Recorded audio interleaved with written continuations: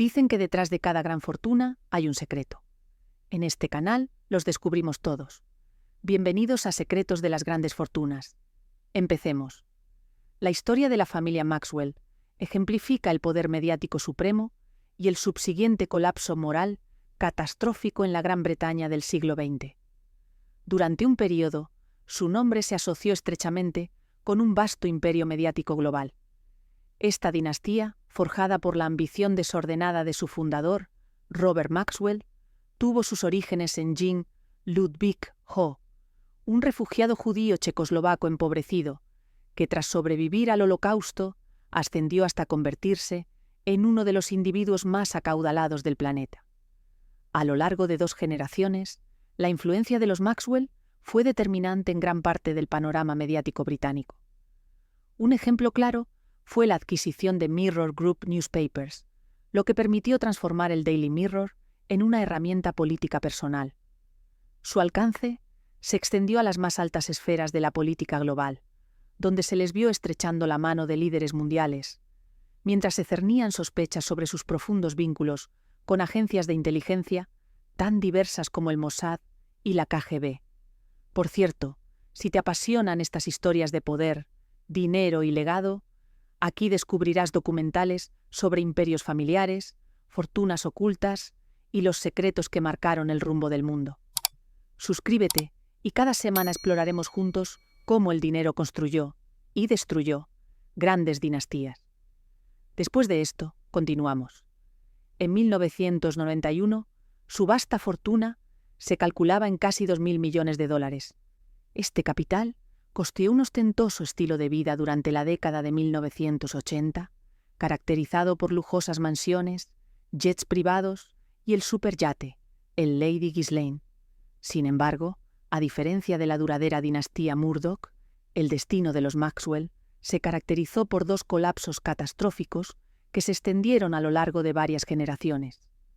Su trayectoria estuvo marcada por tácticas comerciales implacables, engaños financieros y, de forma más notoria, la enigmática muerte de Robert Maxwell, un suceso que reveló un fraude de 460 millones de libras de los fondos de pensiones de sus propios empleados.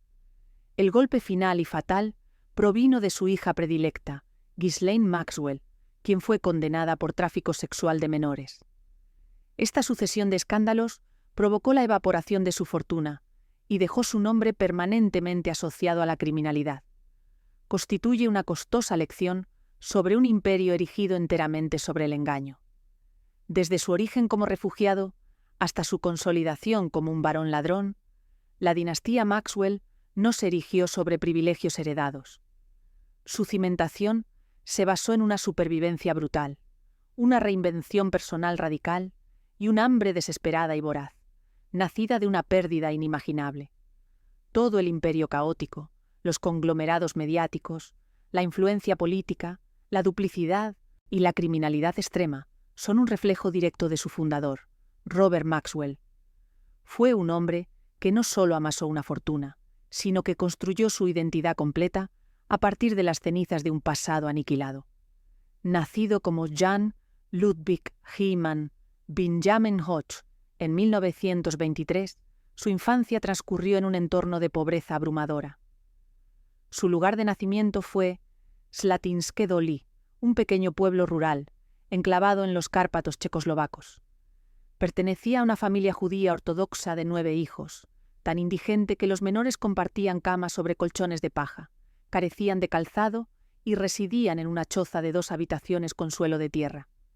Su padre era jornalero agrícola y pequeño ganadero. Se trataba de un mundo de penuria casi medieval, una existencia brutal y precaria en los confines olvidados de Europa. Esta profunda carencia forjó en el joven Hodge un instinto animal de supervivencia y una necesidad ardiente y desesperada de huir. Según todos los testimonios, poseía una inteligencia aguda, un espíritu inquieto y un carisma notable. Siendo un adolescente, abandonó su hogar y se abrió camino por Europa, adquiriendo nuevos idiomas a medida que avanzaba. Con el tiempo, llegaría a dominar al menos 9 idiomas con fluidez. Era un verdadero camaleón, un actor nato impulsado por una ambición cruda, la de nunca más ser pobre, impotente o una víctima. Su escape se produjo en el momento oportuno. En 1939, la Alemania nazi invadió Checoslovaquia, marcando el inicio del Holocausto. El mundo que había moldeado su infancia estaba a punto de ser sistemáticamente aniquilado. Hodge, un adolescente judío, huyó, emprendiendo un peligroso viaje a través de Hungría y los Balcanes. Finalmente, llegó a Francia, donde se unió a la Legión extranjera francesa, solo para desertar y dirigirse a Gran Bretaña en 1940 en calidad de refugiado.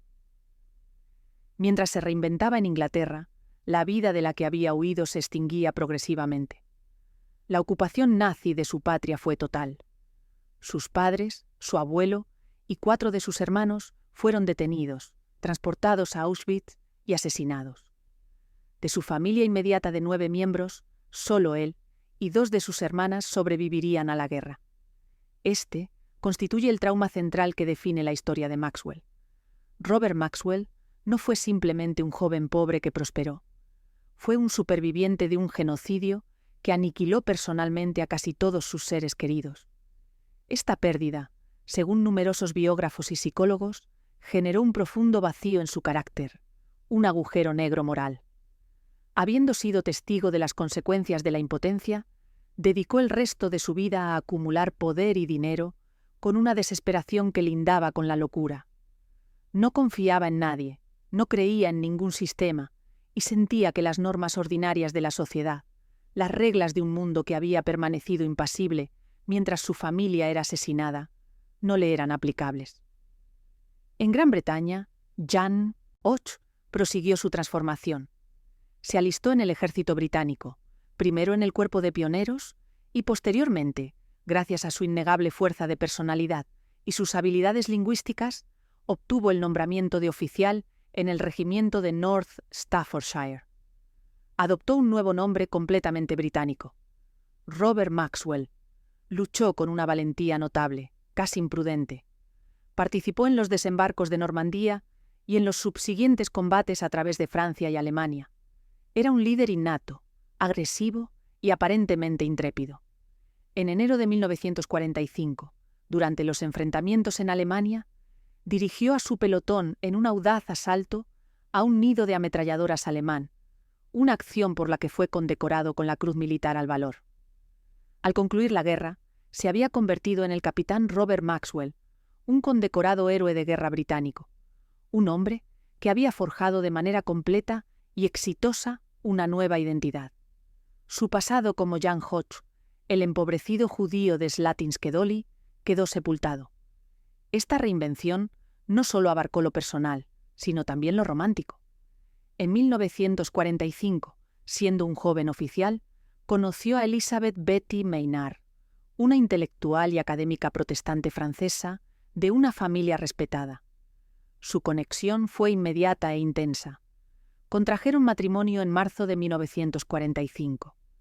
Betty se convertiría en la matriarca de la dinastía Maxwell, una mujer de profunda inteligencia y estoicismo que le daría 9 hijos y soportaría su comportamiento caótico, tiránico e infiel durante más de 4 décadas. Ella le proveyó la estabilidad aristocrática y la legitimidad intelectual que él, el tosco superviviente, anhelaba. Ella fue el ancla del mundo respetable que él tan desesperadamente deseaba conquistar. Concluida la guerra, Maxwell fue destinado a Berlín, donde trabajó en la sección de prensa y propaganda de la Comisión de Control británica. Este periodo marcó su primer contacto con las 2 industrias que definirían su vida: los medios de comunicación y la inteligencia.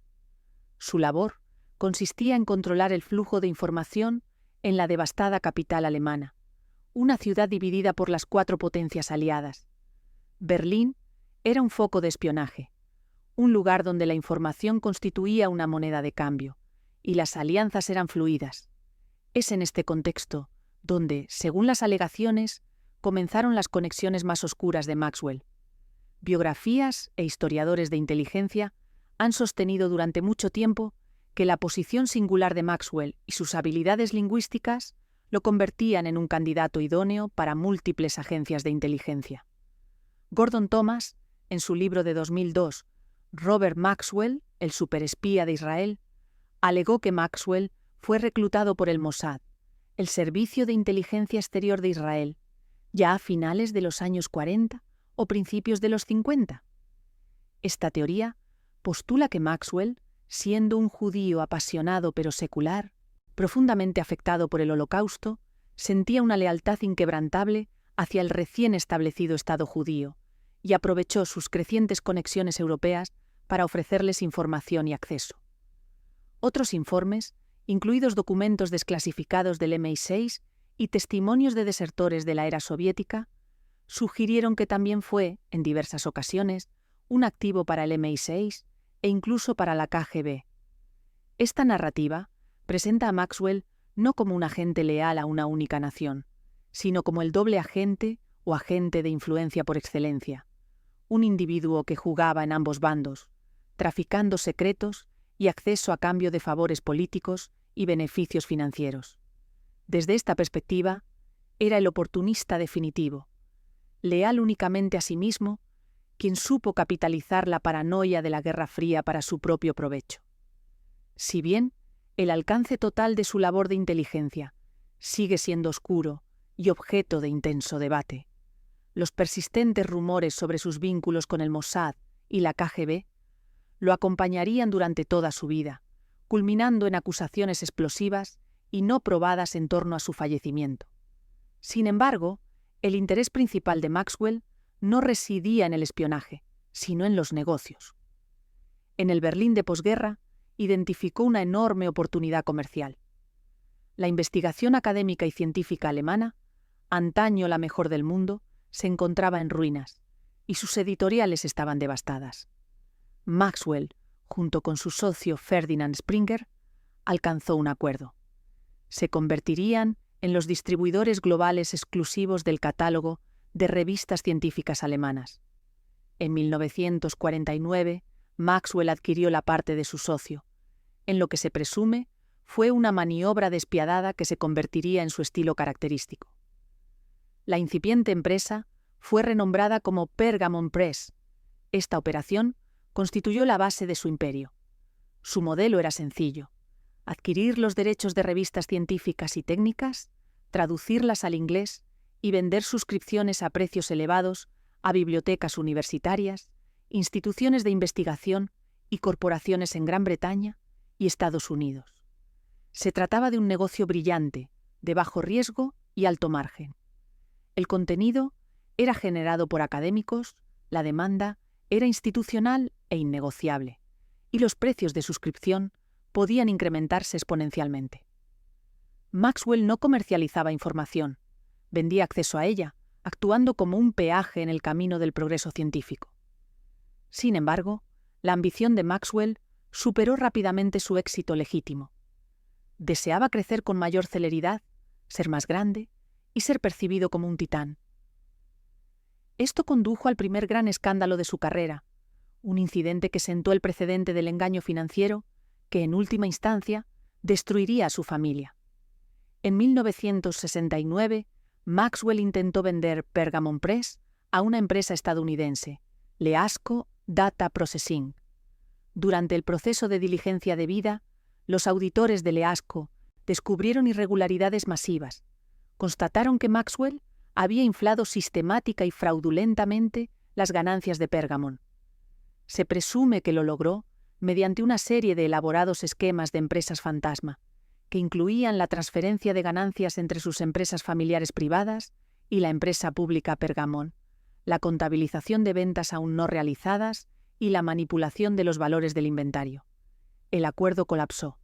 El Departamento de Comercio e Industria del Gobierno británico inició una investigación formal. El informe resultante de la DTI de 1971 constituyó una de las acusaciones más condenatorias jamás presentadas contra una figura pública británica de relevancia. Los inspectores concluyeron, en un lenguaje notoriamente mordaz, que Robert Maxwell no era una persona de confianza para ejercer una administración adecuada de una empresa cotizada en bolsa. Fue una ejecución pública. Maxwell fue deshonrado y expulsado de la dirección de Pergamon. Se convirtió en un paria en la City de Londres, el establishment financiero al que tan desesperadamente anhelaba unirse. Cualquier otro individuo habría quedado arruinado.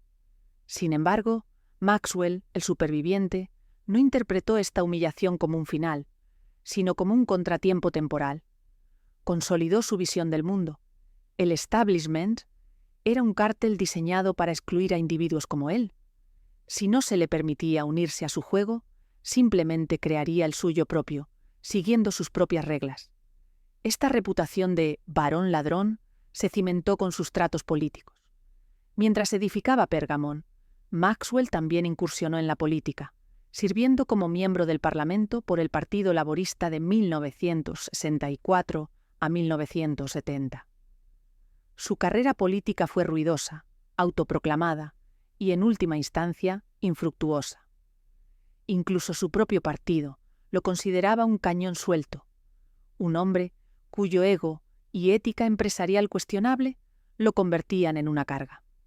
No obstante, utilizó sus conexiones políticas incansablemente. El informe de la DTI de 1971 no fue la única investigación a la que se enfrentó. Estuvo acosado por acusaciones de corrupción política, con críticos que afirmaban que utilizaba su riqueza e influencia para sobornar a funcionarios, obtener favores y conseguir contratos gubernamentales. Estas acusaciones lo siguieron hasta la década de 1980, cuando realizaría su audaz oferta por el Mirror Group, un acuerdo que muchos creyeron fue facilitado por sus maniobras políticas entre bastidores. Su vida personal fue igualmente tumultuosa. Él y Elizabeth tuvieron 9 hijos, forjando una dinastía numerosa, extensa y compleja. Sin embargo, el hogar familiar no constituía un remanso idílico. Era un reflejo de la personalidad tiránica de Maxwell. Según todos los testimonios, era un padre exigente, explosivo y con frecuencia cruel. Sometía a sus hijos a la misma presión implacable que aplicaba a sus empleados, demandando lealtad y perfección absolutas, y a menudo respondía a sus esfuerzos con el ridículo. Creó una suerte de corte, y sus hijos eran sus súbditos, obligados a competir por su favor. Este intenso ambiente competitivo, combinado con la inmensa riqueza familiar, generó una mezcla psicológica tóxica. Los niños crecieron a la sombra de este Rey Sol, con sus propias identidades eclipsadas y sus vidas definidas por las necesidades de su padre. Su favorita, según todos los testimonios, era su hija menor, Ghislaine. Nacida en 1961, Ghislaine era inteligente, vivaz y leal a su padre. Pronto comprendió que el camino hacia el afecto paterno pasaba por una lealtad absoluta e incondicional. Él, a su vez, la mimó, llegando a nombrar su lujoso superyate de $15 millones, el Lady Ghislaine, en su honor en 1986. Este vínculo intenso, casi asfixiante, entre el rey y su princesa, tendría consecuencias devastadoras e imprevistas tras su fallecimiento.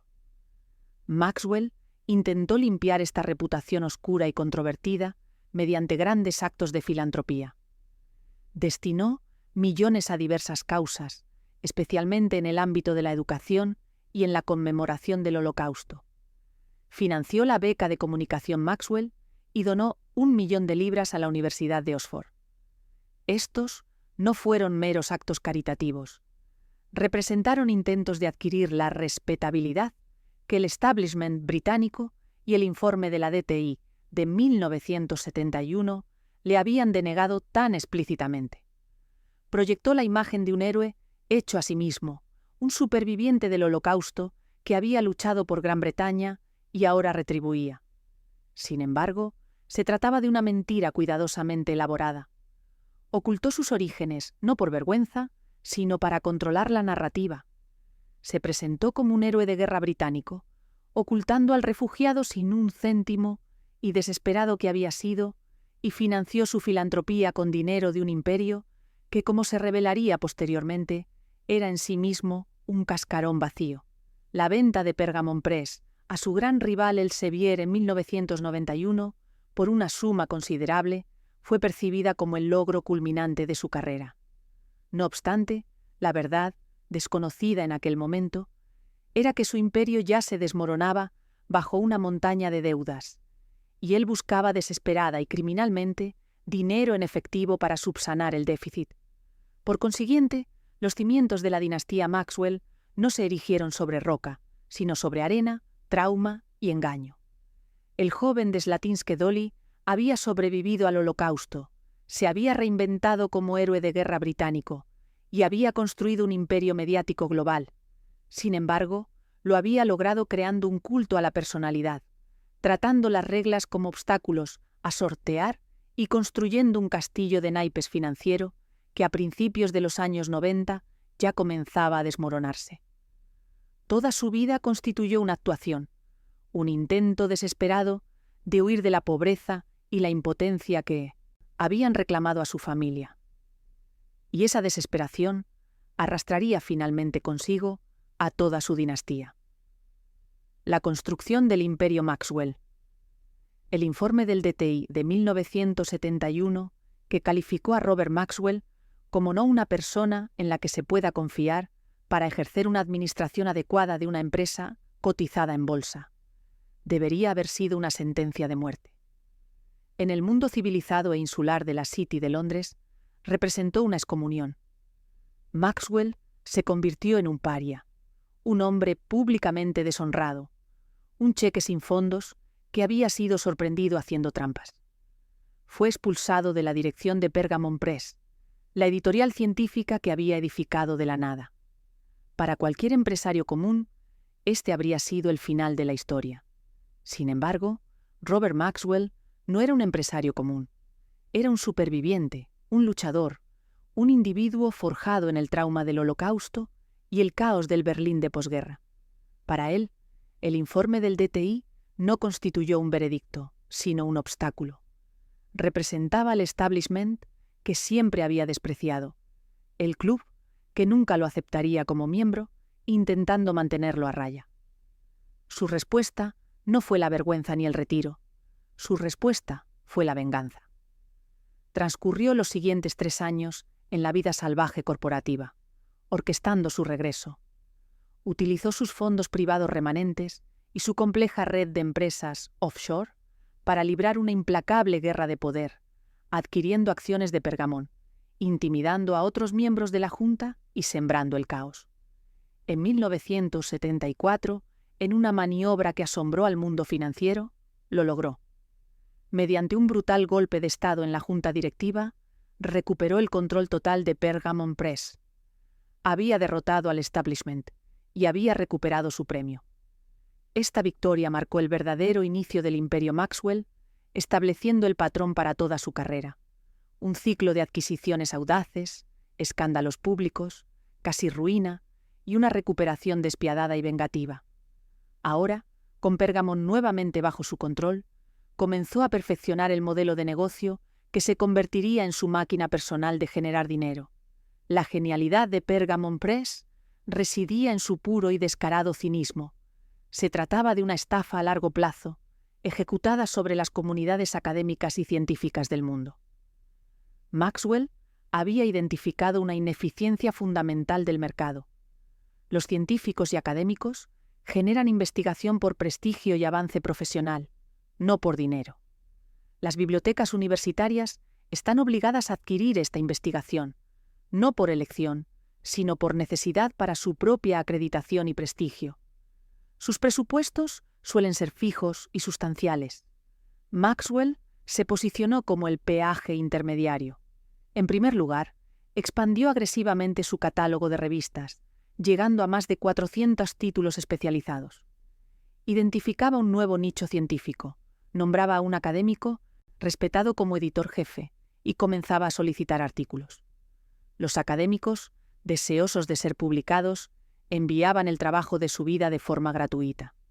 La empresa de Maxwell realizaba entonces una revisión por pares superficial, maquetaba el artículo y lo imprimía. En segundo lugar, no solo comercializaba revistas individuales, sino que vendía paquetes. Obligaba a las bibliotecas a adquirir suscripciones a decenas de sus revistas simultáneamente, agrupando títulos de alta demanda con otros de baja calidad. Esto inflaba artificialmente la circulación y los ingresos de todo su catálogo. En tercer lugar, se dedicó a la fijación de precios abusivos, dado que Pergamon a menudo poseía un monopolio en un campo de nicho específico. Podía incrementar sus precios de suscripción a voluntad. Las bibliotecas no tenían más opción que pagar. Año tras año, Maxwell aumentaba los precios en un 15, 20 o incluso 30%, superando con creces la inflación. Los bibliotecarios universitarios protestaban, pero debían elegir entre recortar sus revistas imprescindibles o reducir otras partidas de su presupuesto. Casi siempre pagaban. Para la década de 1980, Pergamon Press era una máquina de generar efectivo, con márgenes de beneficio asombrosos e ingresos anuales que superaban los $150 millones. Era, como lo describió un analista, una licencia para imprimir dinero. Sin embargo, esta vaca de dinero no era suficiente. Pergamon le proporcionaba riqueza, pero no le otorgaba lo que verdaderamente anhelaba: poder público. Deseaba ser un nombre familiar, un hacedor de reyes, un hombre capaz de moldear la opinión pública e intimidar a los políticos. Para lograrlo, necesitaba abandonar el empolvado mundo de los resúmenes científicos y adentrarse en el sangriento y arriesgado escenario de Fleet Street. Su primer movimiento consistió en asegurar los medios de producción. En 1969, incluso antes del primer escándalo del DTI, había adquirido una participación significativa en la British Printing Corporation, BPC, la empresa de impresión más grande de Gran Bretaña. Se trataba de una integración vertical lógica que le permitiría imprimir sus propias revistas. No obstante, en una maniobra paralela al caso Pergamon, la junta directiva de BPC, desconfiando de él, también lo expulsó. Durante una década guardó este rencor. En 1981 lanzó un ataque. Ejecutó una oferta pública de adquisición brutal y hostil por la BPC. La contienda fue pública, personal y desagradable. La junta de BPC, rememorando su pasado, luchó contra él con uñas y dientes. Pero Maxwell, impulsado por las ganancias de Pergamon y su propia voluntad implacable, simplemente los superó en maniobras y en la oferta. Venció. La adquisición de BPC fue crucial. No solo apaciguó su herido ego, sino que le otorgó el control de una vasta red de imprentas, la artillería pesada que necesitaría para su verdadera guerra. El gran premio, el trono que codiciaba, era el Mirror Group Newspapers. El Daily Mirror no era solo un periódico, representaba una institución británica. Era conocido como el periódico del pueblo, el corazón desafiante de la clase trabajadora de la nación.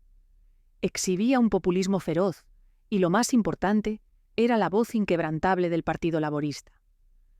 Su tirada en la década de 1980 alcanzaba la asombrosa cifra de 3 millones de ejemplares diarios. Poseer el Mirror significaba tener una línea directa con la mente del votante británico. El Mirror era también el enemigo jurado del otro gran titán mediático de la época, Rupert Murdoch. El periódico The Sun de Murdoch constituía el rival populista de derechas del Mirror. La batalla entre el Mirror y The Sun era una contienda diaria por el alma de la clase trabajadora británica. En 1984, la empresa matriz del Mirror Group, Reed International, puso el periódico a la venta. Estalló una guerra de ofertas. Maxwell, el forastero por excelencia, el paria del informe DTI de 1971, entró en la puja. El establishment de Londres estaba horrorizado. La idea de que este estafador, este cheque sin fondos, pudiera poseer el periódico laborista más icónico de Gran Bretaña, resultaba impensable. Los bancos, rememorando el escándalo de Pergamon, se negaron inicialmente a financiarlo. Maxwell, en una maniobra característica, los eludió.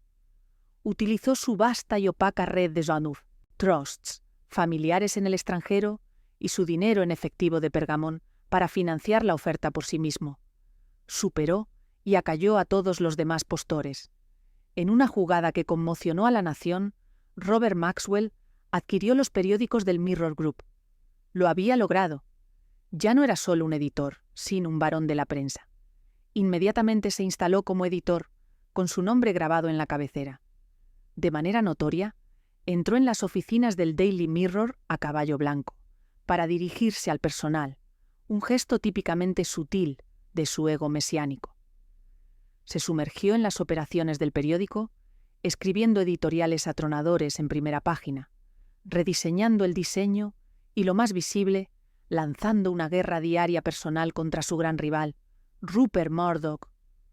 La rivalidad entre Maxwell y Murdoch no era solo empresarial, era visceral. Representaba el choque de dos egos colosales. Murdoch, el excavador sucio, era el populista, hacedor de reyes, que había contribuido a la elección de Margaret Thatcher. Maxwell, el exdiputado laborista, se posicionó entonces como el campeón del trabajador, utilizando el Daily Mirror para atacar implacablemente al gobierno de Thatcher a lo largo de la década de 1980. Los dos periódicos, The Mirror y The Sun, se enzarzaron en una guerra de circulación juvenil y de alto riesgo, lanzando juegos de bingo y sorteos. Cada propietario utilizaba su primera página para mofarse del otro.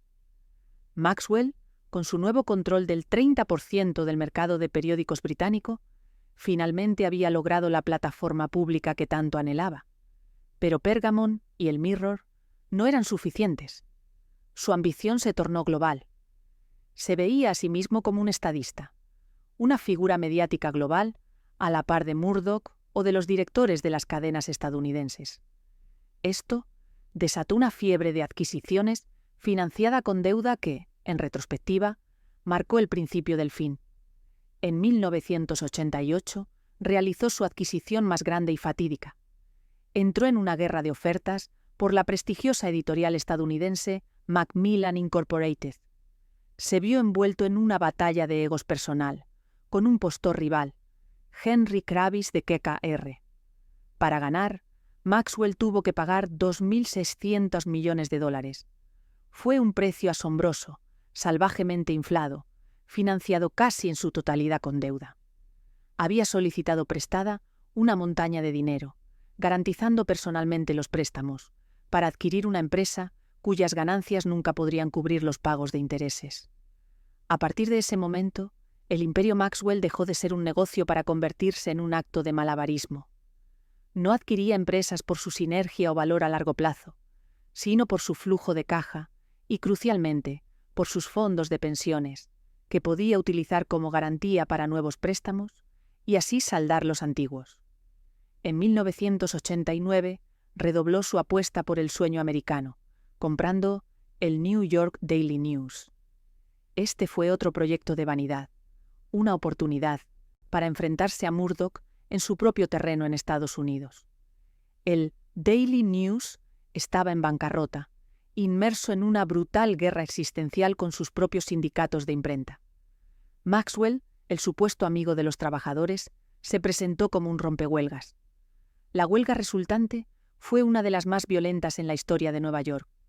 Maxwell finalmente prevaleció, logrando disolver los sindicatos.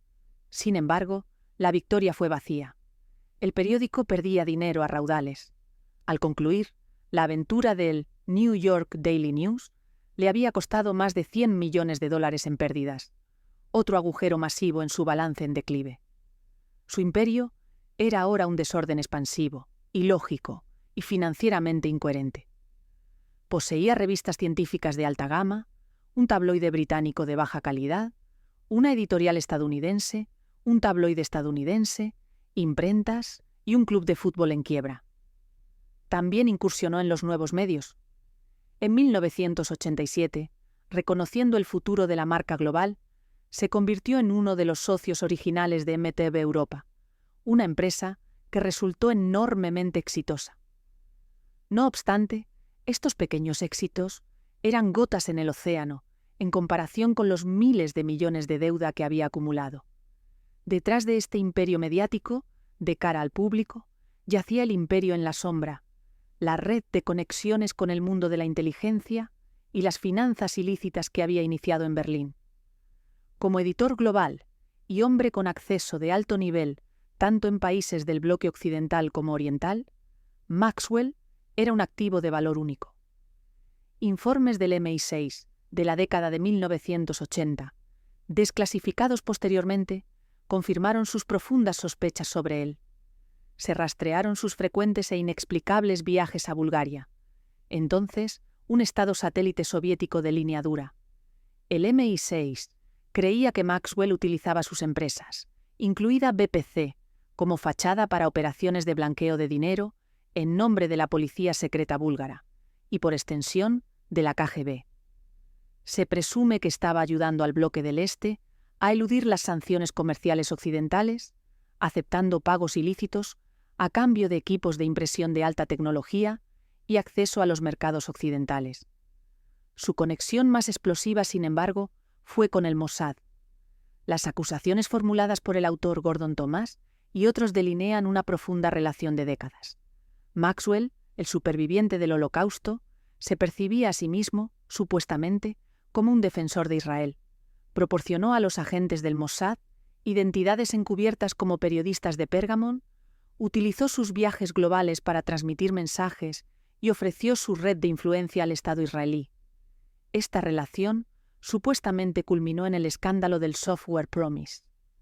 Promise era un potente programa de base de datos con supuestas capacidades de puerta trasera. Según varios informes de investigación y libros, las empresas de software de Maxwell supuestamente estuvieron involucradas en la venta de versiones comprometidas de este software a gobiernos extranjeros en nombre del Mossad. La puerta trasera, en teoría, permitiría a la inteligencia israelí espiar a los países compradores. Esta acusación, de ser cierta, situaba a Maxwell en el centro de una masiva operación de espionaje global, un juego de alto riesgo que pudo haberle generado poderosos enemigos. Este era el Imperio Maxwell en 1990. En la superficie, se presentaba como una entidad global colosal. Maxwell, con su voz resonante, sus helicópteros privados, su Boeing 727 y su yate de $15 millones, el Lady Ghislaine, era una celebridad mundial, un multimillonario que se codeaba con presidentes y primeros ministros. Pero en su interior ocultaba un fraude catastrófico. Toda la estructura estaba apalancada al máximo, ahogándose en más de 4.000 millones de libras de deuda. Los beneficios de Pergamon y el Mirror no eran ni de lejos suficientes para cubrir los intereses de los préstamos que había contraído para adquirir Macmillan y el Daily News. Maxwell, desesperado por dinero en efectivo para mantener a raya a los banqueros, supuestamente había recurrido a la única fuente de dinero que podía controlar, los fondos de pensiones de sus propias empresas. Comenzó a saquear secreta e ilegalmente el fondo de pensiones de Mirror Group Newspapers, utilizando los ahorros para la jubilación de sus 30.000 empleados como su hucha personal. Estaba empleando su dinero para cubrir sus pérdidas y asegurar nuevos préstamos fraudulentos, posponiendo una quiebra que ya era matemáticamente inevitable. Se trataba de un esquema Ponzi masivo, desesperado e ilegal. Estaba sustrayendo a sus propios trabajadores para retrasar una bancarrota que para octubre de 1991 era matemáticamente inevitable. Era un hombre bajo una presión insoportable, enfrentando una inminente ruina pública y total. El joven de Slatinske-Dolly, que había sobrevivido al Holocausto y conquistado el mundo, estaba a punto de perderlo todo. Un depredador, una muerte misteriosa en el mar y el robo de 460 millones de libras. El 31 de octubre de 1991, Maxwell se encontraba en Londres para una frenética serie de reuniones. Intentaba negociar la venta de su participación en una empresa israelí, pero el acuerdo se tambaleaba. También tenía previsto reunirse con el gobernador del Banco de Inglaterra para discutir su situación financiera. Según todos los relatos, su comportamiento era errático, explosivo y denotaba terror. Ese día sostuvo una discusión furiosa y a gritos con su hijo, Kevin Maxwell, quien actuaba como arquitecto financiero de los esquemas cada vez más desesperados de su padre. Esa noche, buscando escapar, Robert Maxwell abordó su jet privado y voló a Gibraltar. Allí, subió a su superyate de 55 metros y $15 millones, el Lady Ghislaine, nombrado en honor a su hija favorita. Era su último símbolo de poder, su palacio, flotante. Ordenó a su tripulación zarpar hacia las Islas Canarias.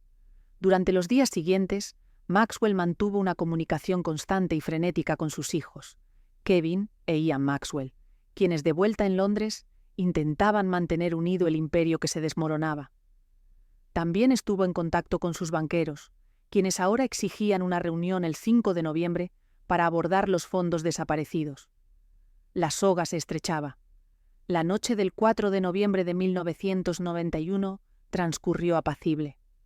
El Lady Ghislaine navegaba por las tranquilas aguas atlánticas frente a la costa de Tenerife. Maxwell cenó solo en su camarote principal. Realizó una serie de llamadas telefónicas agitadas a sus hijos, a sus ejecutivos en Nueva York y a sus banqueros. La tripulación notó su comportamiento estresante y exigente. Según los informes, padecía un fuerte resfriado y se encontraba de mal humor.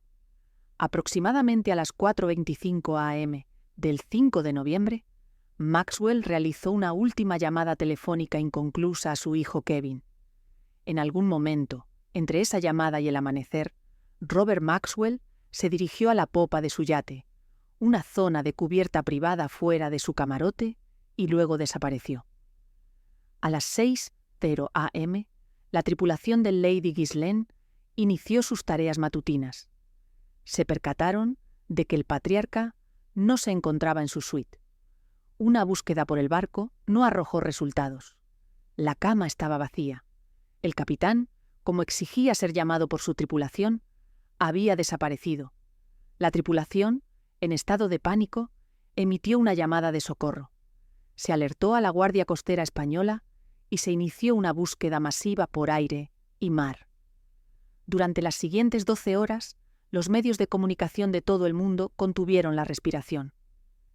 La desaparición de Robert Maxwell, uno de los hombres más famosos y controvertidos del planeta, de su propio yate privado, constituyó una historia de un drama casi increíble. Aproximadamente a las 6:00 p.m., hora local, un helicóptero de búsqueda español avistó un cuerpo. Se trataba de un hombre grande y desnudo, flotando boca arriba en las tranquilas y cálidas aguas, a 20 metros de donde el Lady Ghislaine había dado la primera alarma. Un equipo de rescate izó el cuerpo del mar. Era inconfundiblemente Robert Maxwell, de 68 años. Las preguntas surgieron de inmediato. ¿Fue un accidente, un suicidio, o como muchos comenzaron a susurrar casi de inmediato, un asesinato? La autopsia inicial española, realizada en Las Palmas, fue rápida y, según muchos argumentarían más tarde, sospechosamente inconclusa. Los hallazgos preliminares sugerían que Maxwell había sufrido un ataque al corazón o un derrame cerebral, se había caído de su yate como consecuencia y se había ahogado. Esto parecía plausible, dado que era un hombre de 68 años, con sobrepeso y sometido a un estrés considerable. Las autoridades españolas, quizás ansiosas por cerrar un caso tan de alto perfil y políticamente sensible, dictaminaron que la muerte fue un accidente. La familia Maxwell, liderada por sus hijos Kevin e Ian y su hija Ghislaine, rechazó públicamente este hallazgo. Insistieron en que Robert Maxwell, a pesar de su estrés, era un buen nadador y gozaba de buena salud. Se negaron a aceptar el veredicto de un simple y torpe accidente. La reacción de la familia fue rápida y, para muchos observadores, profundamente extraña. Inmediatamente, trasladaron el cuerpo de Maxwell no a Inglaterra, su hogar adoptivo durante 50 años, ni a Francia, el hogar de su esposa. Trasladaron su cuerpo de 136 kilos, embalado en hielo, a Israel. El 10 de noviembre de 1991, Robert Maxwell recibió un funeral de Estado, un honor casi inaudito para un ciudadano extranjero. Fue enterrado en el Monte de los Olivos en Jerusalén, un lugar de sepultura judío profundamente sagrado. El funeral fue una asombrosa muestra de sus conexiones ocultas de alto nivel. Asistieron los más altos escalafones del gobierno israelí, incluidos los primeros ministros Isaac Shamir y el presidente Chaim Herzog. Múltiples ministros del gobierno, generales y, según se informa, los actuales y antiguos jefes del Mossad estuvieron presentes. El propio primer ministro Shamir pronunció un elogio, afirmando que Maxwell había hecho más por Israel de lo que se puede contar hoy.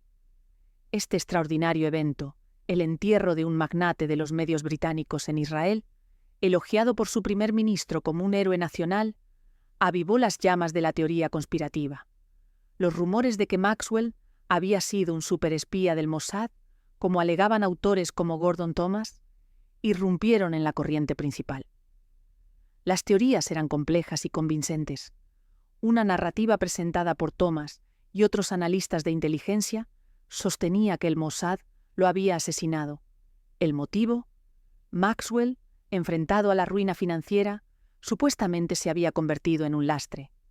Él, según esta teoría, amenazaba con chantajear al gobierno israelí, advirtiendo con revelar secretos de Estado, quizás sobre el Software Promise o sobre el programa nuclear de Israel, a menos que rescataran su imperio en quiebra. El Mossad, no dispuesto a ser chantajeado, había enviado un equipo al Lady Ghislaine y lo había eliminado, escenificándolo para que pareciera un accidente.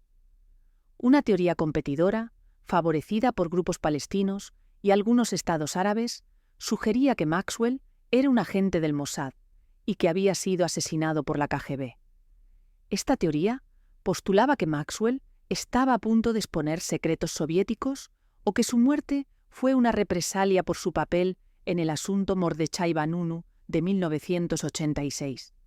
Vanunu era un técnico nuclear israelí que había filtrado secretos del programa nuclear de Israel a la prensa británica.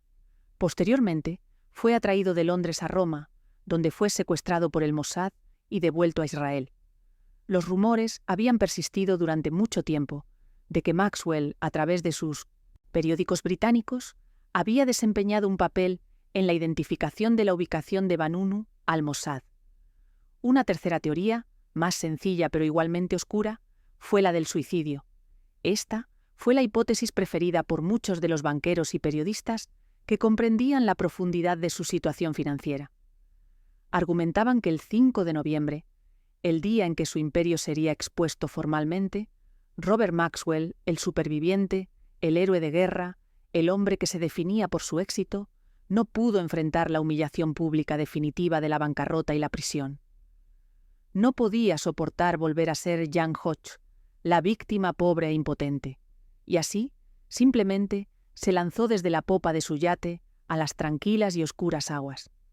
La familia, particularmente su viuda, Elizabeth, rechazó enérgicamente la teoría del suicidio.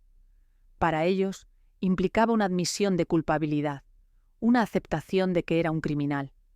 En su lugar, encargaron su propia segunda autopsia en Israel. Este examen privado inconcluso, cuyos hallazgos completos nunca fueron publicados, solo añadió al misterio. El patólogo israelí confirmó el ahogamiento, pero encontró pruebas insuficientes de un ataque al corazón masivo e incapacitante. Finalmente, la investigación oficial británica, celebrada posteriormente, emitió un veredicto abierto. La causa de la muerte se dictaminó como ahogamiento, pero la forma de la muerte, accidente, suicidio u homicidio, se catalogó como desconocida. El misterio de cómo murió Robert Maxwell nunca se resolvería oficialmente. Sin embargo, el misterio de por qué pudo haber muerto apenas comenzaba. En Londres, en las horas y días inmediatamente posteriores al fallecimiento de Maxwell, el imperio que había construido se desmoronó como un castillo de naipes. Su muerte, la garantía clave de muchos de sus préstamos, desencadenó una llamada inmediata de sus deudas por parte de los bancos. Sus hijos, Kevin e Ian Maxwell, heredaron el problema. Se vieron envueltos en el centro de atención, intentando tranquilizar a los bancos, a los mercados y a sus 30.000 empleados de que la empresa era sólida. Sin embargo, estaban tratando de tapar un agujero negro.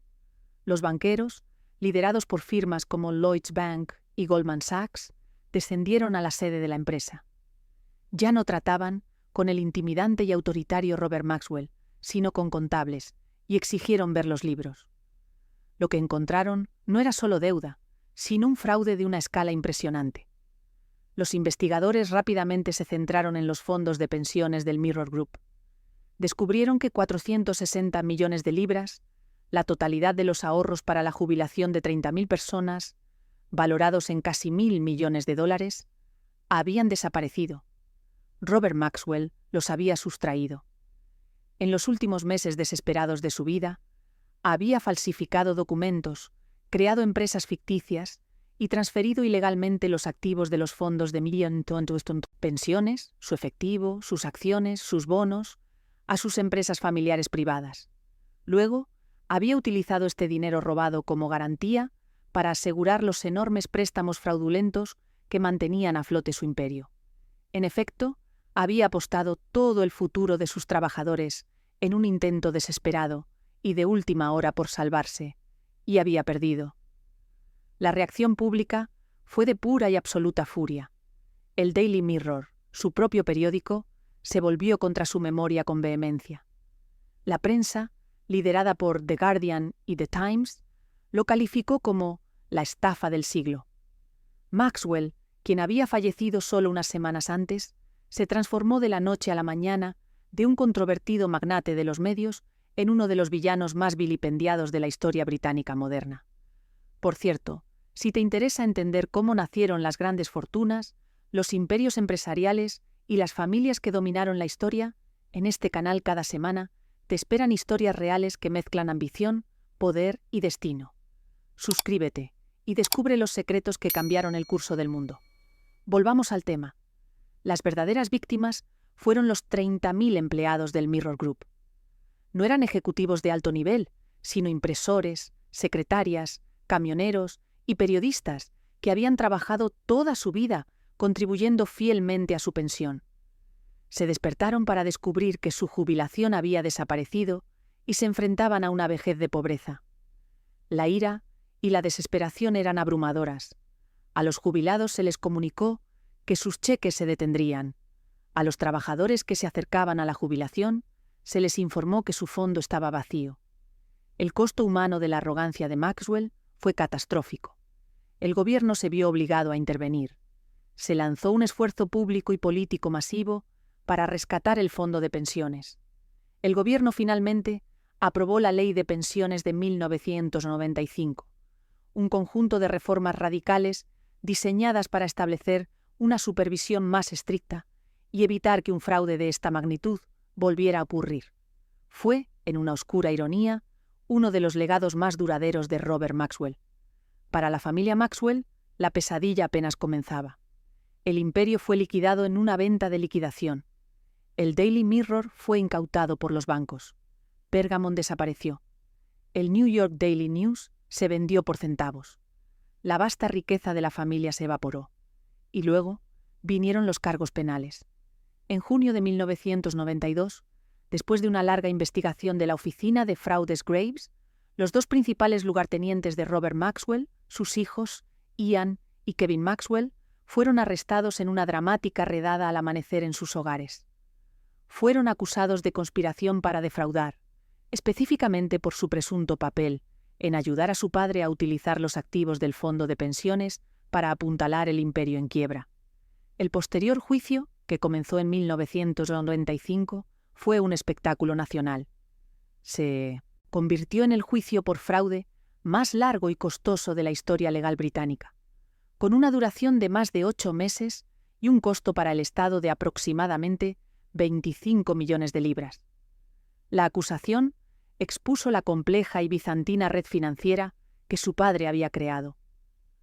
Argumentaron que Kevin Maxwell, como el niño prodigio de las finanzas y mano derecha de su padre, debía haber sabido que los activos que estaba comprometiendo para los préstamos habían sido sustraídos del fondo de pensiones.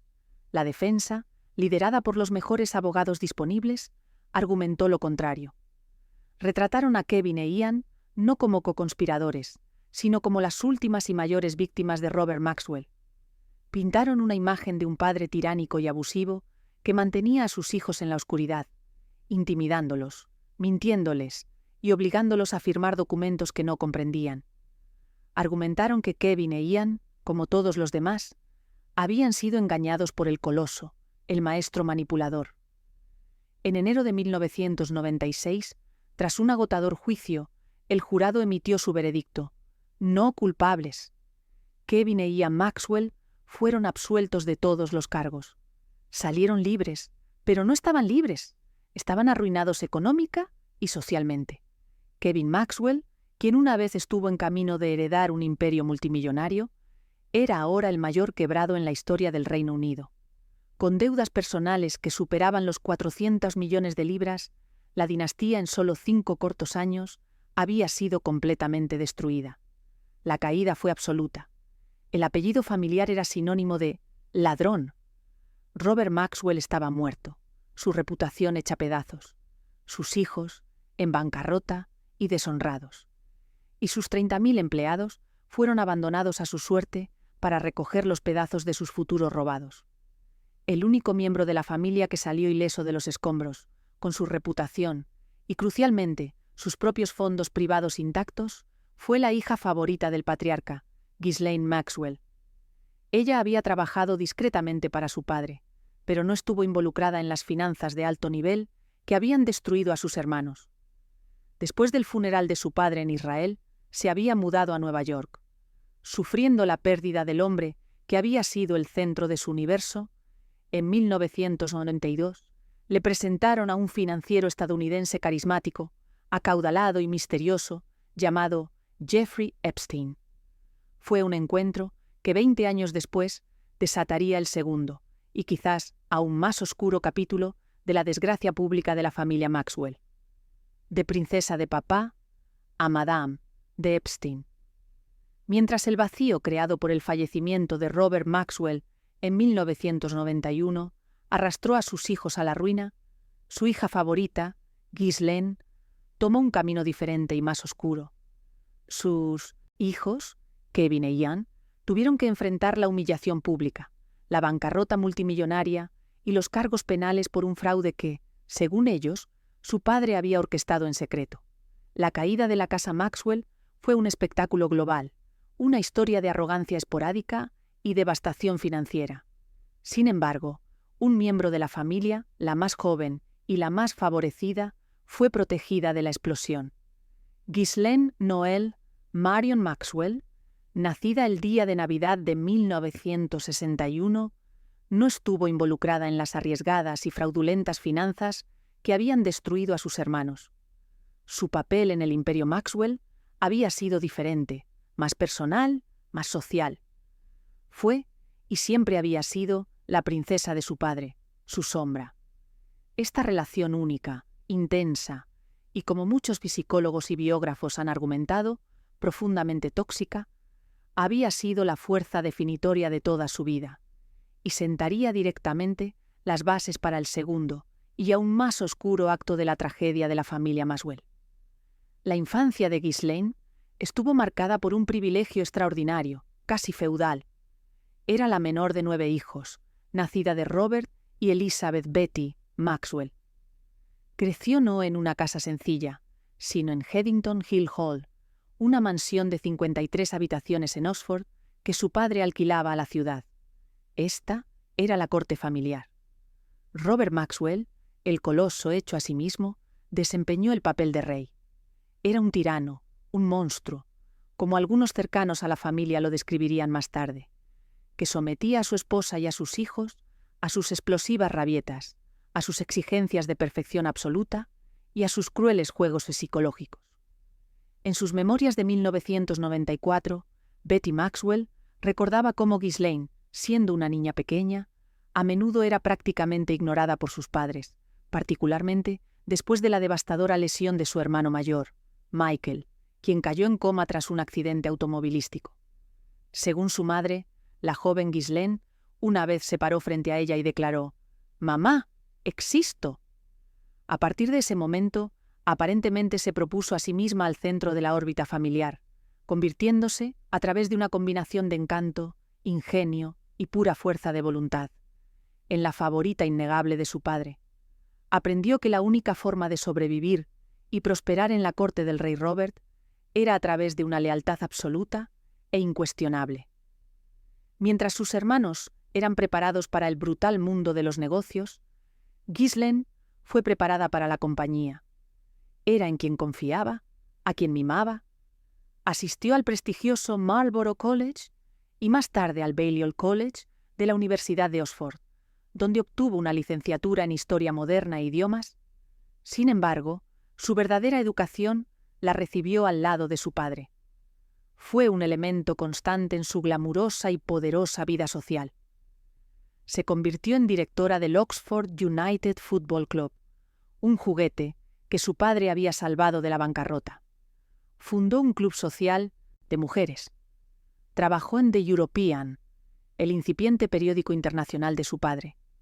En 1986 bautizó su magnífico superyate de 57 metros, el Lady Ghislaine, el símbolo máximo de su estatus. Pasó una gran cantidad de tiempo a bordo, recibiendo a los invitados de alto poder de su padre, políticos, celebridades y miembros de la realeza, con un encanto y una gracia social que a él, el tosco luchador, le faltaban.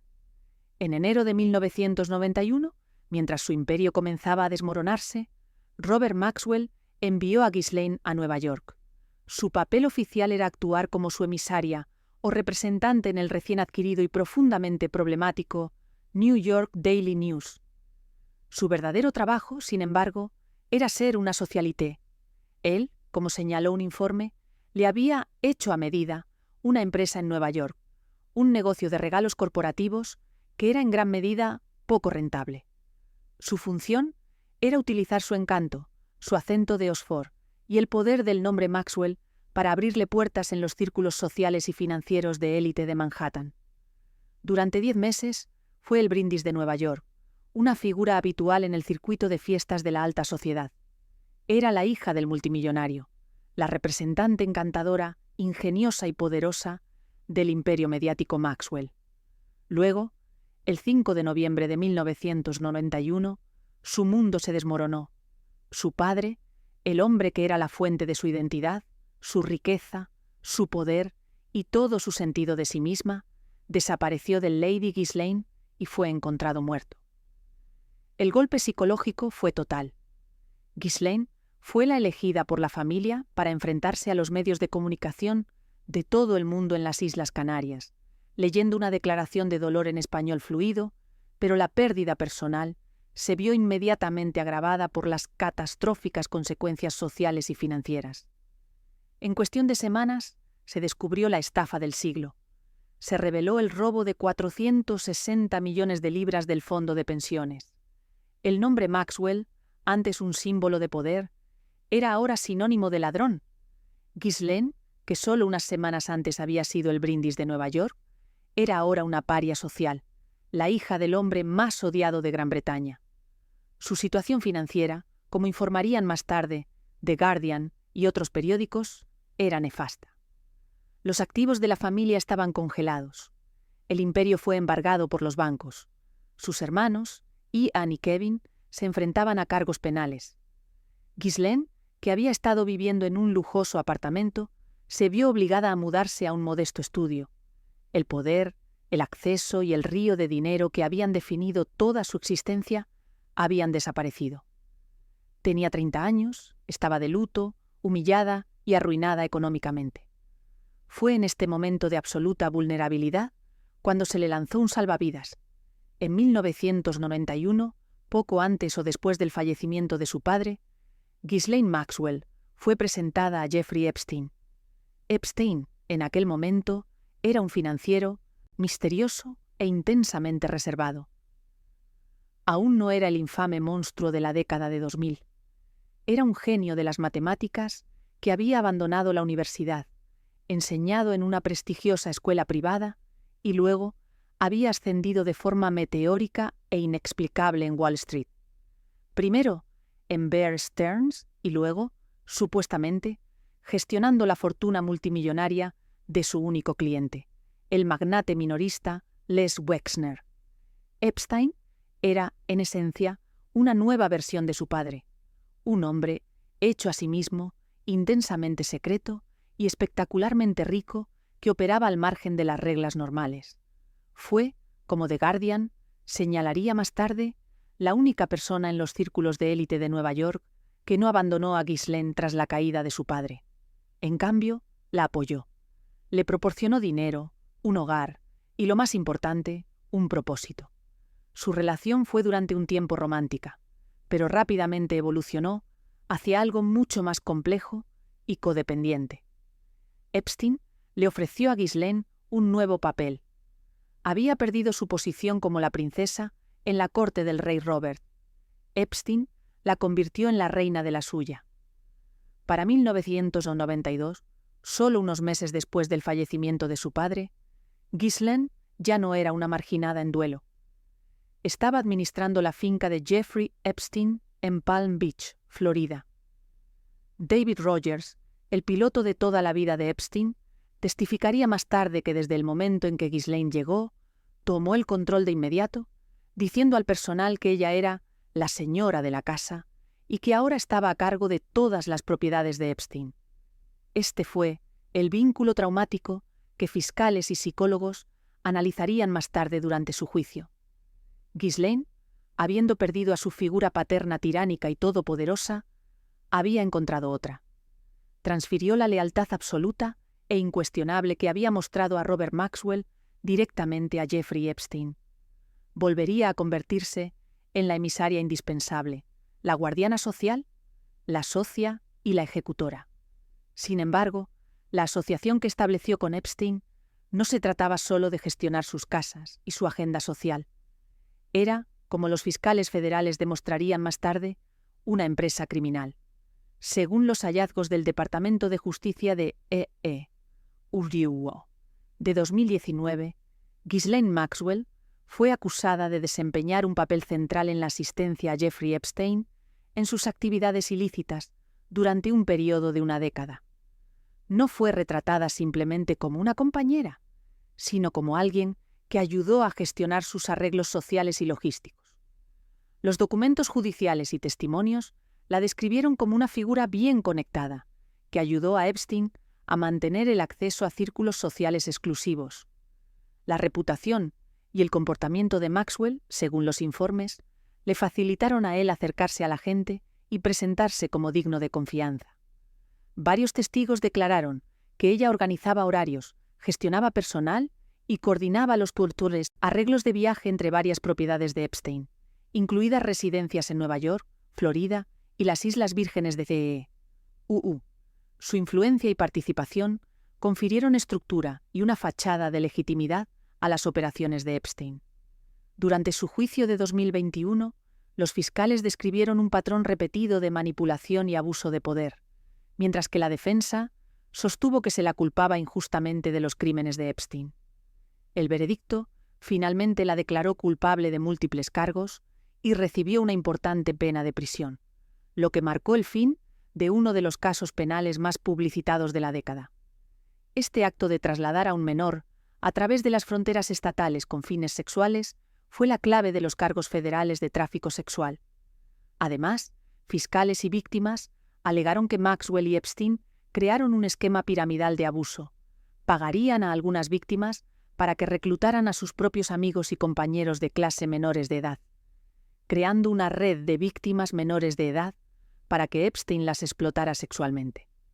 Como indicaba la acusación del Departamento de Justicia, esta empresa criminal continuó durante al menos una década, todo ello mientras Ghislaine y Epstein operaban en los niveles más altos de la sociedad global. Eran una pareja poderosa, fotografiados en fiestas con Bill Clinton, Donald Trump y, lo más fatídicamente, el príncipe Andrés, duque de York. La conexión con el príncipe Andrés resultaría ser uno de los aspectos más explosivos y dañinos del escándalo. Virginia Giuffre alegó que Epstein y Maxwell la traficaron al príncipe en 3 ocasiones distintas, comenzando cuando ella tenía 17 años. El encuentro más notorio, afirmó, tuvo lugar en la propia casa de Ghislaine Maxwell en Londres. La familia real y el propio príncipe Andrés negaron vehementemente las acusaciones durante años, pero sus negaciones se vieron gravemente dañadas por la existencia de una fotografía que mostraba a un príncipe Andrés sonriente con el brazo firmemente alrededor de la cintura de una Virginia Roberts de 17 años, con Ghislaine Maxwell sonriendo de fondo. Durante años, estas acusaciones fueron solo susurros, rumores en las columnas de chismes. Epstein fue investigado en Florida en 2005, lo que resultó en un acuerdo notoriamente indulgente en 2008, donde se declaró culpable de cargos estatales. Cumplió solo 13 meses y se le concedió inmunidad federal para él y cualquier posible coconspirador. Se asumió que ese acuerdo de inmunidad protegía a Ghislaine Maxwell. Pero en 2019, tras el increíble periodismo de investigación de Julie K. Brown, del Miami Herald, los fiscales federales de Nueva York, envalentonados por el movimiento Me Too, reabrieron el caso. Arrestaron a Jeffrey Epstein por nuevos cargos federales de tráfico sexual. Esta vez no habría un trato de favor. Epstein, enfrentando cadena perpetua, murió por suicidio en su celda de la cárcel de Manhattan, en agosto de 2019. Su muerte dejó a una persona con la responsabilidad, su principal coconspiradora, Ghislaine Maxwell. Durante casi un año, Ghislaine desapareció. Se convirtió en la mujer más buscada del mundo. El 2 de julio de 2020, el FBI finalmente la encontró. No vivía en un país exótico sin extradición, sino que se escondía a plena vista en una mansión escondida de $1 millón en el pequeño e idílico pueblo de Bradford, New Hampshire. Fue arrestada por agentes federales y acusada por el Departamento de Justicia del Distrito Sur de Nueva York. Su juicio, que comenzó en noviembre de 2021, fue un evento mediático global. El caso de la Fiscalía se basó en el testimonio poderoso, emocional y condenatorio de 4 mujeres, incluida Annie Farmer, quienes describieron con detalle gráfico los eventos de la noche y el acoso y abuso sistemático que habían sufrido como adolescentes a manos de Epstein y Maxwell. El equipo de defensa de Ghislaine, liderado por un equipo legal de alto poder, argumentó que ella era víctima de una campaña de recuerdos falsos.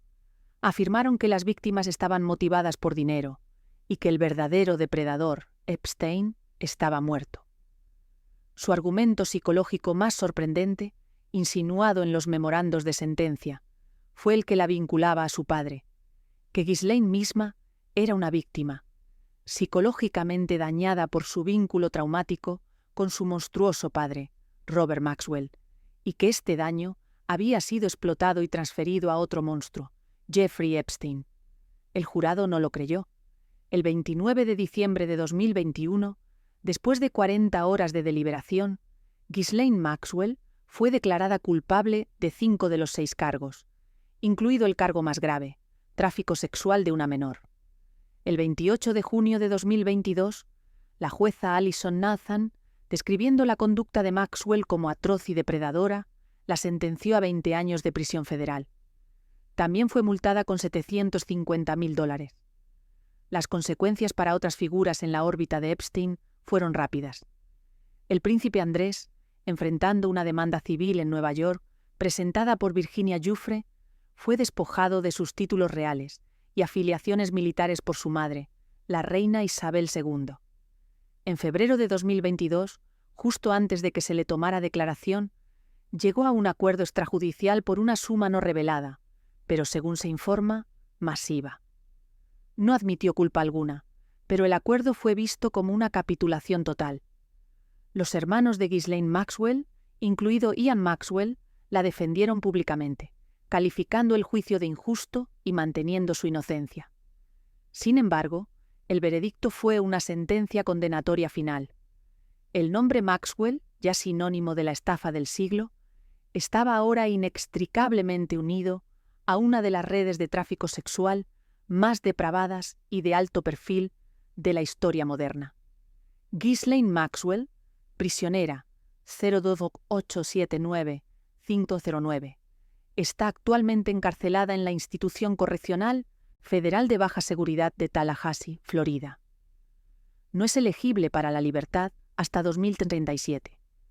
La hija favorita, que había sido criada en un palacio de 53 habitaciones, la princesa de su padre, había seguido su camino de corrupción, su creencia de que las reglas no se aplicaban a ellos. Y al igual que él, su ambición la había llevado a una caída total, humillante e irreversible de la gracia, culminando en un ajuste de cuentas público que cimentó la tumba de Maxwell como una dinastía definida no por sus logros, sino por sus crímenes. el desmoronamiento final de una dinastía.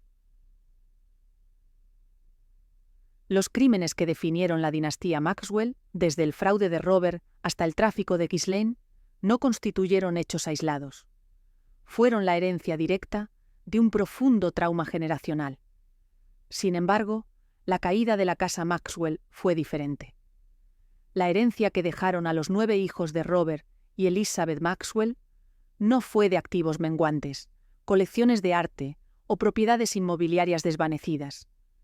La suya fue un legado de humillación pública masiva, deudas asombrosas y un trauma psicológico tan profundo que definiría sus vidas, y en el caso de su hermana más infame, se metastatizaría en una segunda empresa criminal, aún más oscura.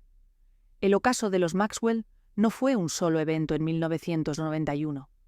Fue el comienzo de un desmoronamiento generacional, exponiendo a una familia no solo fracturada por el escándalo, sino disfuncional en su esencia misma, gobernada por un patriarca cuya sombra dictaría sus destinos mucho después de su muerte. La familia Maxwell, que residía en el esplendor de las 53 habitaciones de Huntington Hill Hall, nunca fue una familia en el sentido tradicional. Era una corte, y Robert Maxwell era su rey sol. Elizabeth Betty Maxwell, la matriarca, era una mujer de extraordinaria inteligencia y fortaleza. Una erudita protestante francesa y una dedicada investigadora pionera del Holocausto, proporcionó la legitimidad aristocrática y académica que su marido, el tosco refugiado Jan Hock, anhelaba. Pero ella y sus 9 hijos eran súbditos que orbitaban el ego volcánico, impredecible y tiránico del patriarca. Robert Maxwell era, según todos los testimonios, un monstruo en el hogar. Era un notorio mujeriego, que mantenía sus aventuras abiertamente y humillaba a Elizabeth. Era un acosador, que exigía perfección absoluta a sus hijos, solo para responder a sus logros con el ridículo. Los enfrentaba entre sí, obligándolos a competir por las migajas de su afecto y aprobación. No estaba construyendo una familia, sino una cuadra de posibles sucesores, cada uno forjado en el crisol de alta presión de sus expectativas imposibles. La primera gran tragedia familiar sentó las bases de esta dinámica. Su hijo mayor, Michael, nacido en 1946, fue el niño de oro original, el heredero aparente. En 1961, a la edad de 15 años, sufrió un devastador accidente automovilístico que lo dejó en coma. Nunca se recuperó.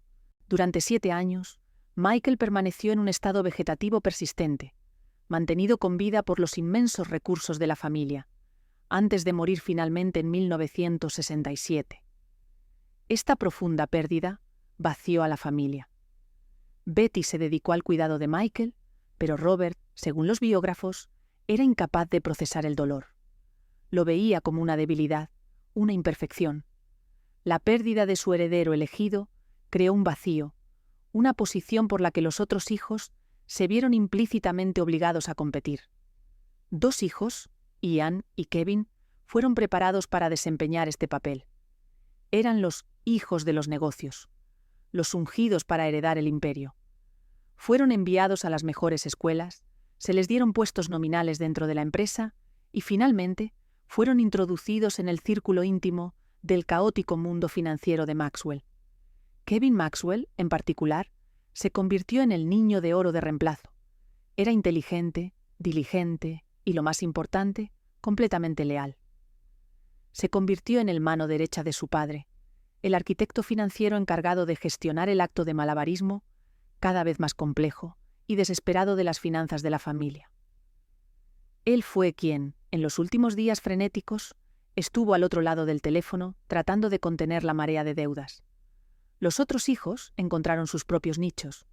Christine e Isabel eran las intelectuales que trabajaban en la rama académica y tecnológica del imperio, incluida Pergamon Press. Estaban involucradas, pero protegidas de las arriesgadas apuestas mediáticas y financieras. Y luego estaba Ghislaine, la más joven. Ella era la princesa, la que, como escribió su madre, se había impuesto como la favorita de su padre.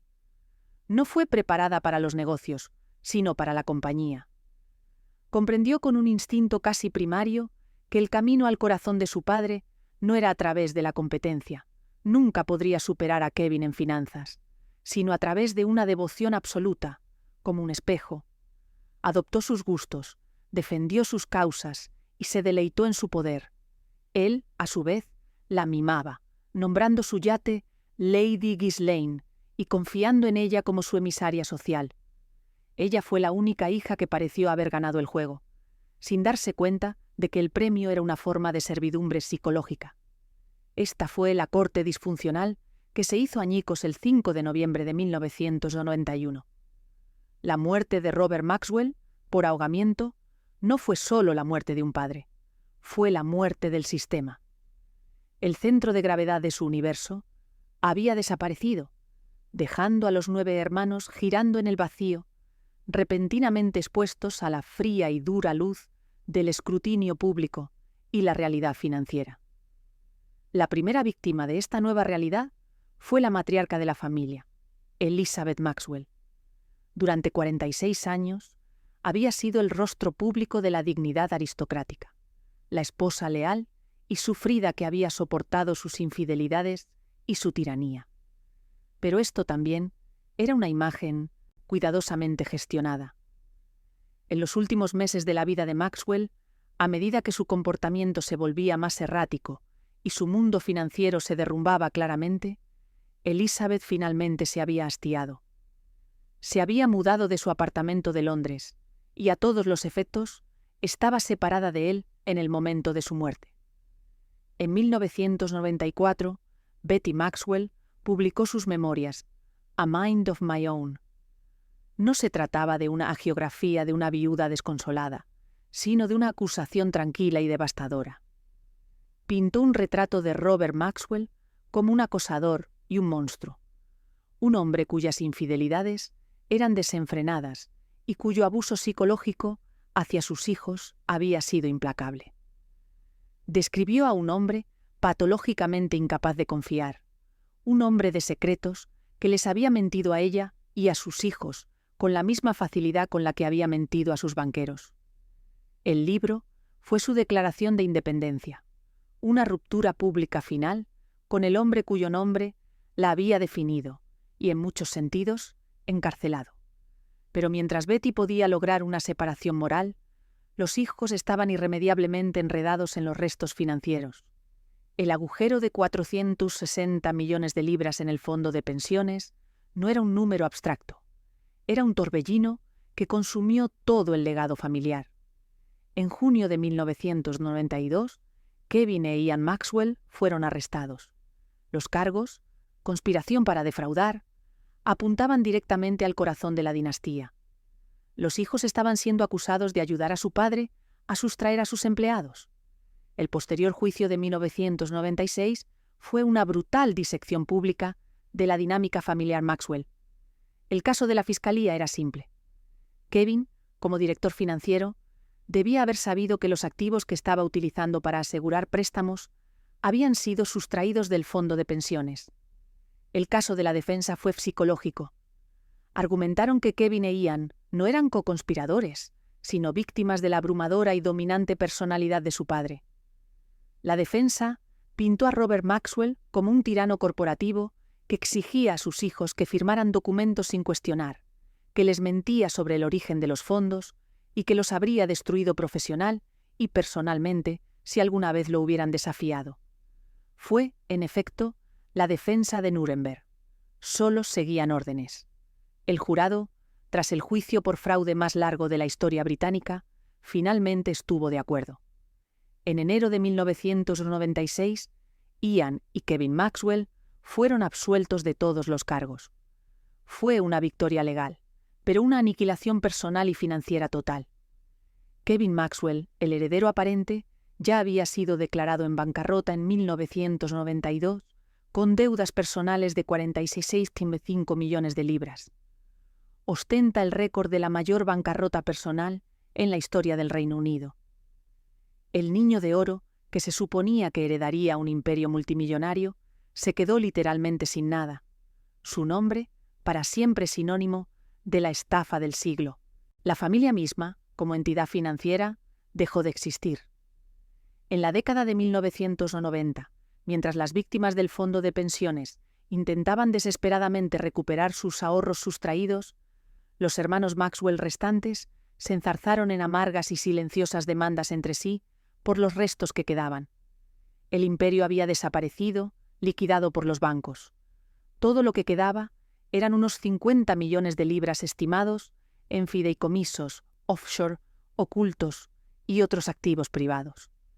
Los hijos lucharon por este remanente, un epílogo patético a las grandes ambiciones de su padre. El apellido familiar era ahora tóxico. Los hijos de Maxwell, antaño miembros de la élite global, eran parias sociales.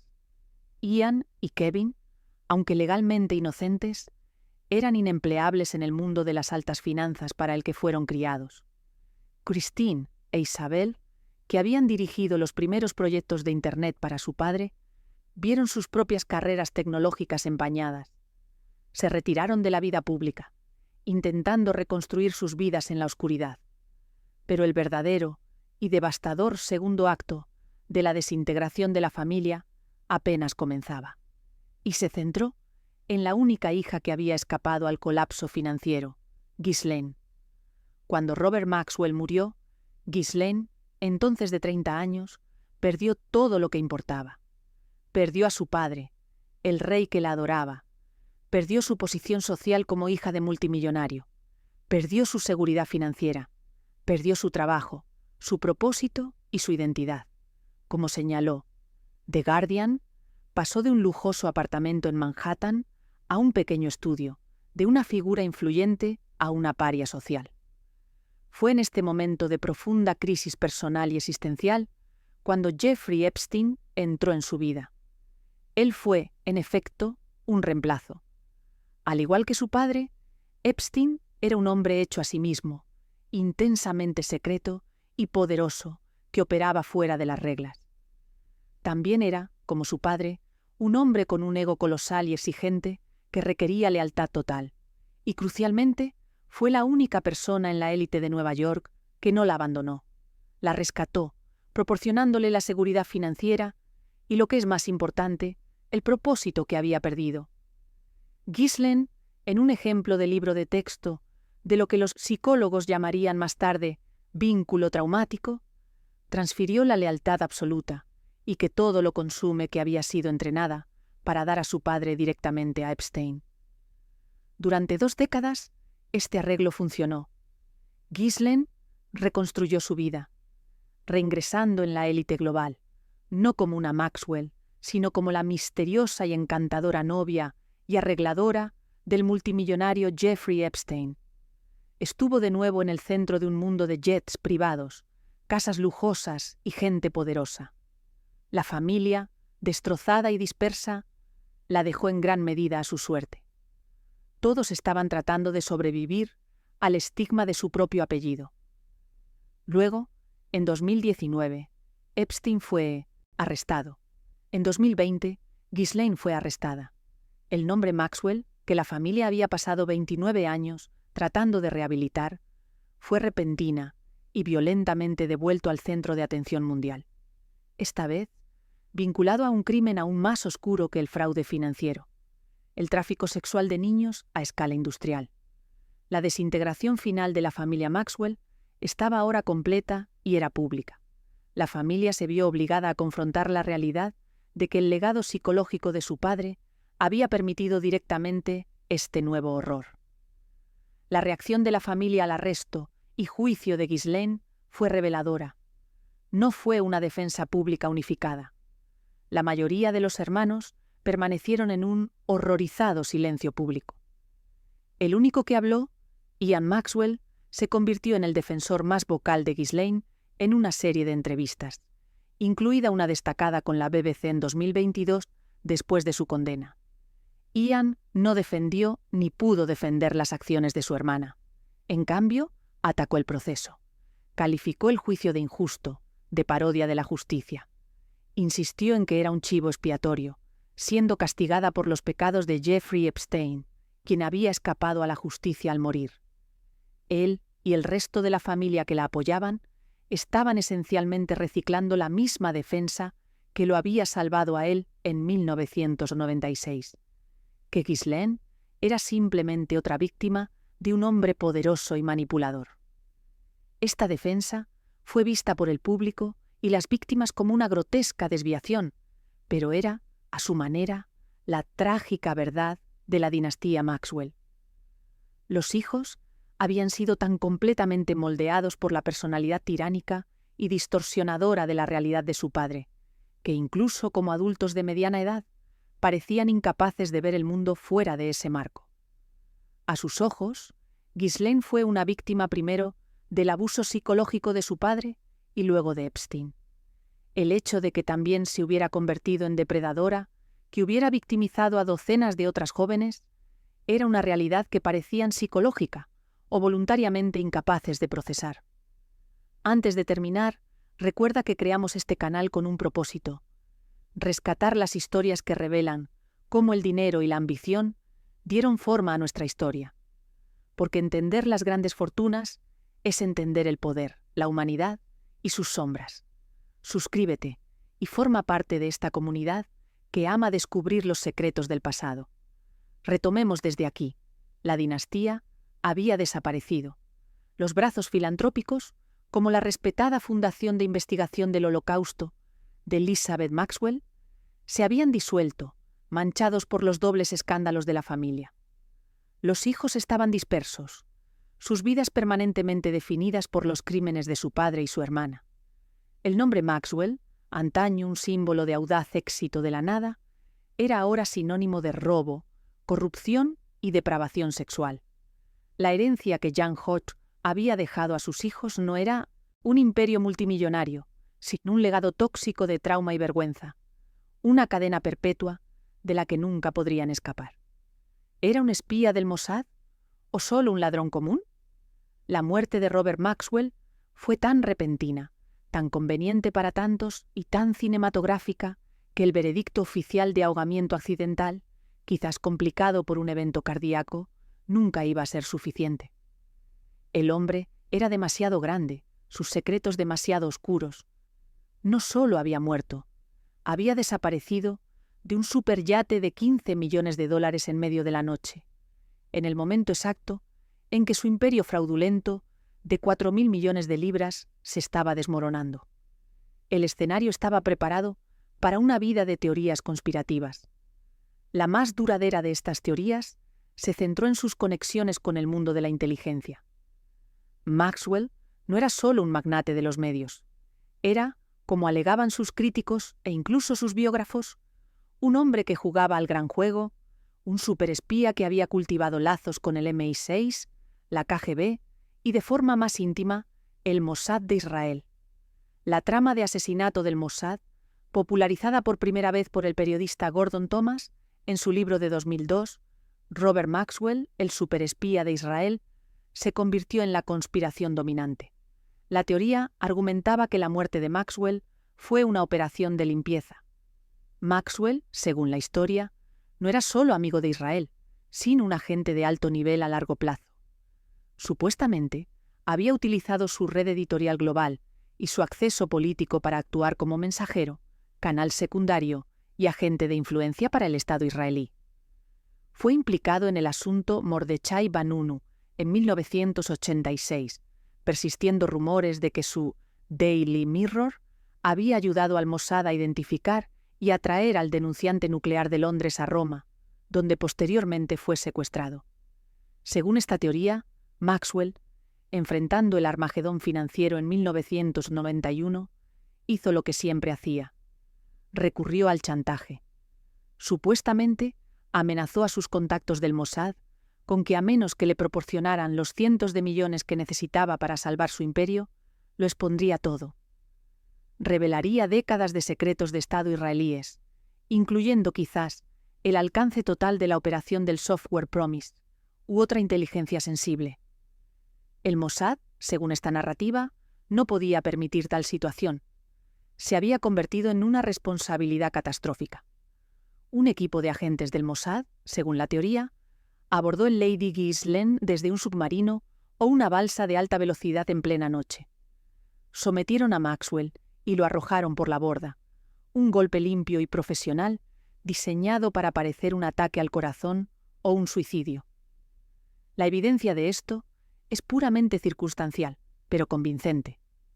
La pura conveniencia de su muerte, su extraño funeral de Estado en el Monte de los Olivos, al que asistieron los más altos niveles del gobierno israelí, y el críptico elogio del primer ministro Isaac Shamir, afirmando que Maxwell había hecho más por Israel de lo que se puede contar hoy. Una teoría competidora, como se mencionó, planteaba un golpe de la KGB, una represalia por el papel de Maxwell en el asunto Vanunu, o por sus dobles tratos en la Guerra Fría en Bulgaria. Una tercera teoría, la que favorecían los bancos, era el suicidio. Maxwell, el narcisista por excelencia, no pudo enfrentar la humillación de la prisión y la pobreza, por lo que tomó el camino cobarde. La familia, particularmente Elizabeth Maxwell, siempre mantuvo la teoría del accidente. Necesitaban creer que no se había suicidado, ya que eso sería una admisión de su culpabilidad en el fraude. El veredicto abierto emitido por la investigación británica, ahogamiento por medios desconocidos, dejó todas las posibilidades sobre la mesa, permitiendo que los mitos florecieran. Las teorías conspirativas que rodean a Ghislaine Maxwell son aún más oscuras y contemporáneas. También la pintan no solo como una traficante sexual, sino como un agente de inteligencia. Estas teorías, promovidas intensamente en foros de Internet y por figuras afines a QAnon, alegan que su relación con Jeffrey Epstein no fue solo una asociación criminal, fue una continuación del trabajo de su padre para el Mossad. En esta narrativa, la red de abuso de Epstein no era solo por placer, era una sofisticada operación de trampa de miel. Ghislaine, según la teoría, era la controladora, encargada de reclutar y preparar a niñas menores de edad para ser utilizadas para comprometer, chantajear y controlar a los hombres más poderosos del mundo: presidentes, príncipes, políticos y multimillonarios. Los infames registros de vuelo del jet privado de Epstein y su pequeña libreta negra, llena de nombres de la élite global, son vistos como la lista de clientes de esta operación de chantaje. Esta teoría, que al igual que las de su padre, no está respaldada por ninguna evidencia pública, cumple un propósito similar. Intenta encontrar un gran motivo geopolítico para crímenes que de otro modo parecen incomprensiblemente depravados. También, convenientemente para los implicados, reformula a las víctimas como cebo en un juego de espías en lugar de como objetivos de una depredación sexual simple y brutal. Pero el verdadero poder y el veredicto final sobre la familia Maxwell no residen en estas sombrías conspiraciones. La verdad es más banal y más condenatoria. La verdadera influencia de Robert Maxwell no fue como un superespía. Su influencia residió en su forma de capitalismo pionera, aunque corrupta. Fue uno de los primeros capitalistas buitre modernos, un maestro de la OPA hostil, la compra apalancada y el despojo de activos de empresas venerables. Fue un pionero de la conglomeración mediática, entendiendo, como Murdoch, que poseer las imprentas y los periódicos creaba una máquina integrada verticalmente para moldear la opinión pública. Utilizó el Daily Mirror como su excavadora personal, una herramienta para atacar a sus enemigos, promover a sus amigos en el Partido Laborista y construir su propio culto a la personalidad. Su influencia global era real, pero era la influencia de un financiero corrupto, un hombre que podía conseguir a cualquiera al teléfono porque le tenían miedo, le debían dinero o querían su dinero. No era un controlador global como un Rockefeller, era un agente de caos global, un hombre cuyo imperio entero era un juego de manos, un castillo de naipes construido sobre el ego y una asombrosa deuda fraudulenta. El veredicto final sobre la dinastía Maxwell es de puro fraude sin adulterar. A diferencia de otros varones ladrones de la Edad Dorada o del siglo XX que dejaron imperios tangibles y funcionales, bibliotecas o fundaciones, el legado de Robert Maxwell fue un agujero de 460 millones de libras y 30.000 vidas arruinadas. Los escándalos de la familia Maxwell sirven como una brutal lección de 2 generaciones. La historia de Robert es una lección sobre los peligros del poder corporativo no regulado y el catastrófico fracaso de la supervisión.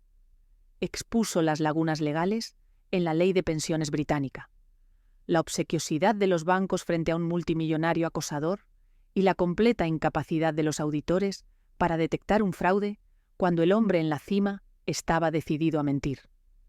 Su legado es la Ley de Pensiones de 1995, una ley escrita con las lágrimas de sus víctimas. La historia de Ghislaine es una lección más oscura y personal sobre la herencia del abuso. Ella no era una mente maestra. Era producto de la influencia corruptora de su padre. Él la había entrenado desde su nacimiento para ser la cómplice perfecta, para normalizar lo monstruoso, para encontrar favor sirviendo los apetitos de un hombre sociópata poderoso. Sus crímenes fueron suyos, y fue justamente condenada por ellos, pero su patología fue su creación. El apellido Maxwell, que alguna vez fue un símbolo de audaz éxito de la nada, es ahora una mancha permanente en la historia británica y estadounidense. Es una dinastía definida por 2 generaciones de criminalidad. Una historia que comenzó con el hambre desesperada de poder de un superviviente del Holocausto y terminó con su hija favorita encadenada, una traficante sexual de menores condenada. El ocaso de los Maxwell no fue solo un colapso financiero, fue una implosión moral total. Una dinastía que se consumió a sí misma, sin dejar nada más que víctimas.